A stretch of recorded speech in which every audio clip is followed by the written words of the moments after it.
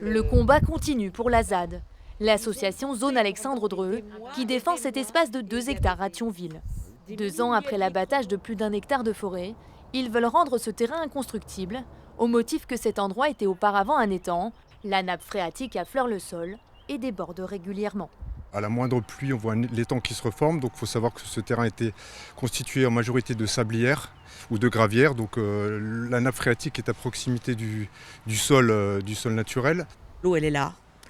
Et en dehors du fait qu'il faut faire attention à l'eau, si jamais il creuse, rien ne se perd, rien ne se crée. Où va aller toute cette eau ? Si ce terrain accueillait un projet immobilier, les habitants pourraient voir leur cave inondée.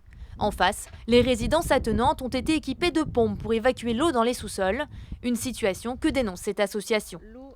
On nous demande, nous, de faire des efforts en permanence pour rouler en électrique, pour consommer moins d'électricité, de faire attention au chauffage.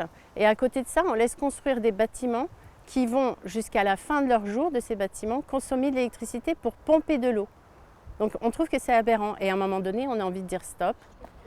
Les expertises hydrologiques sont en cours. Si les autorités décrètent cette zone humide et sensible, l'association attend le déclassement de ce terrain par la mairie.